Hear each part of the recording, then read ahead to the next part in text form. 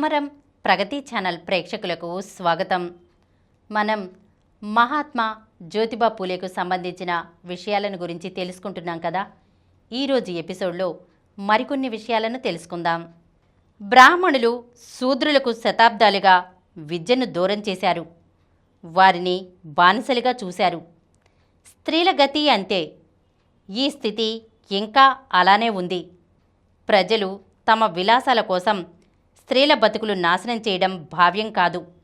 ఇకనైనా ఈ పరిస్థితి మారాలి. తమాషా వంటి కార్యక్రమాలలో పాల్గొనటము, వేసెలు పాడే బూతుపాటలు విని ఆనందించటము, ఆ భావాలతో మనసులు పాడు చేసుకోవటము బుద్ధిమంతులు పరిహరించవలసినవి. తన నుంచి వ్యాప్తి పొందుతున్న పాపాలకు ఇతరులను నిందించటము సరికాదు. అహర్నిశలు కష్టపడి పండించే రైతు అర్ధాకలితో పస్తులతో బతుకు వెళ్లదీస్తున్నాడు. ఏ పని లేని బ్రాహ్మణులకు వార్షికాలు, సన్మానాలు, బహుమతులు ప్రభుత్వ ఖజానా నుంచి ప్రవహించిపోతున్నాయి. ఆ ఖజానాలు నింపడానికి రైతు పొలంలో రెక్కలు ముక్కలు చేసుకుంటున్నాడు. అరటి ఆకులు తిని బతికే రైతుల పశువులు మేత కూడా లేక చనిపోతున్నాయి. బ్రాహ్మణులకు విందు భోజనాలు, కానుకలు, పంచభక్ష పరమాన్నాలు. రైతు కుటుంబాలకు మడత కుడుములు. ఇదే న్యాయం? బ్రాహ్మణులకు ఖరీదైన కానుకలు సమర్పించుకుంటారు. కష్టపడి పనిచేసే కుంబీల మీద ఎంతమాత్రం దయతలచరు. వారి నుంచి చెవులు మెలేసి సొమ్ము వసూలు చేస్తారు. నాట్యగత్తెలకు, పురోహితులకు పట్టుబట్టలు, సొమ్ములు బహుకరిస్తారు. మరి అలాంటి బహుమానాలు రైతులకు ఇవ్వరేం? పంట పుష్కలంగా పండించినందుకు రైతులకు బహుమానం ఇవ్వవచ్చును కదా. ముందు వెనుకలు ఆలోచించకుండా మద్యపానం వంటి వానికి, సమాజానికి హానికరమైన అలాంటి ఇతర అలవాట్లను ప్రోత్సహించడం దేనికి? రైతులు మూర్ఖులు, నిరక్షరాస్యులు అయితే మీరు వారిని కాపాడరెందుచేత? ముఖ్యమంత్రి పేదల కష్టాలు తెలిసినవాడే. మీరేమో గొప్ప వదాన్యులు. అందుచేతనే ఏలిన వారికి నేనే విషయాలు మనవి చేస్తున్నాను. కాలము, కెరటము దేనికోసమూ ఆగవన్న సంగతి అందరికీ తెలిసిందే. సంపద ఎప్పుడూ ఒకరి ఆధీనంలోనే ఉండదు. సీసాలోని నీళ్ల విలువ యుద్ధరంగంలోని సిపాయిలకే తెలుస్తుంది. కాశీలో ఉండేవాడికి గంగానది విలువ తెలీదు.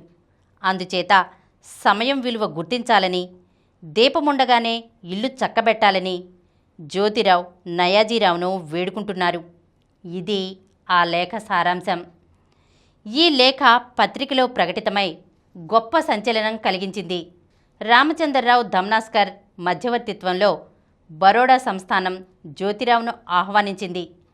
జ్యోతిబా నిజాయితీ, నిర్భయత్వం, సామాన్య మానవుని క్షేమం కోసం ఆయన చేసే నిరంతర కృషి, స్వార్థరాహిత్యం, పరహిత చింతన, మచ్చలేని శీలం బరోడా మహారాజు అభిమానాన్ని చూరగొన్నాయి.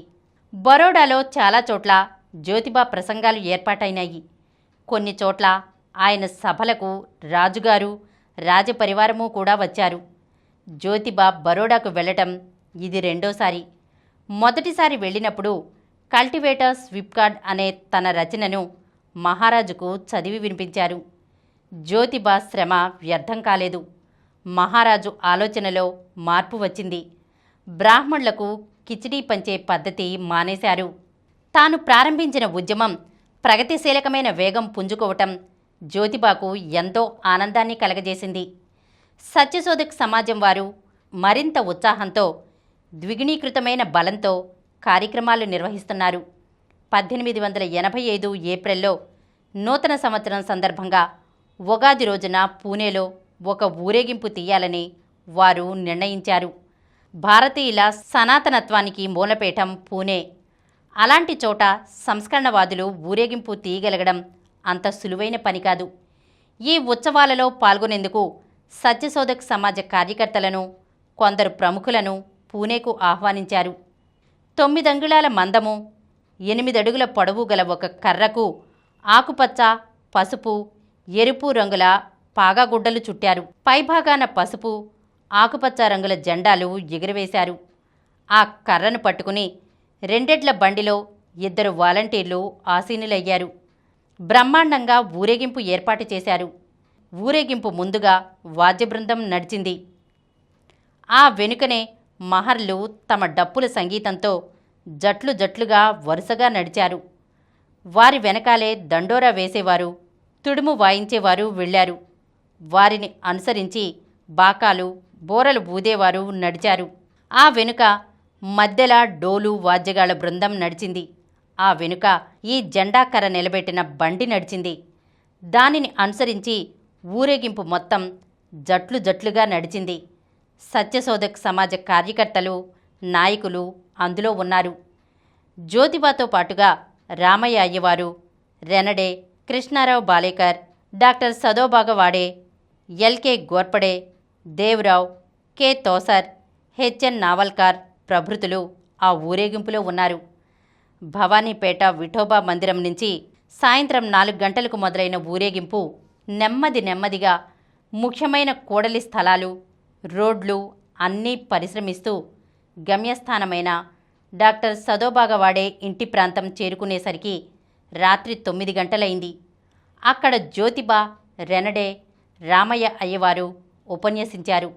జ్యోతిబా ప్రారంభించిన ఉద్యమపు ప్రత్యేకతను, ఆవశ్యకతను గుర్తించిన క్రాంతిదర్శి రెనడే అందులో పాల్గొన్నారు.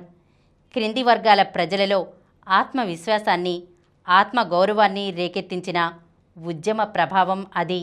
ఈరోజు మనం మహాత్మా జ్యోతిబా పూలేకు సంబంధించిన విషయాలను గురించి తెలుసుకున్నాం కదా. వచ్చే ఎపిసోడ్లో మరికొన్ని విషయాలతో కలుద్దాం. ఈ కార్యక్రమం మీకు ఎంతో నచ్చింది కదా. ఇటువంటి మరిన్ని వీడియోల కోసం అనతి కాలంలోనే 20 కోట్ల వ్యూస్ సాధించిన సమరం ఛానల్ సమర్పించు సమరం ప్రగతి ఛానల్కు సబ్స్క్రైబ్ చేయండి, లైక్ చేయండి, మీ ఫ్రెండ్స్కి షేర్ చేయండి. అలాగే ప్రక్కనున్న గంట సింబల్ని ప్రెస్ చేయడం మర్చిపోకండి.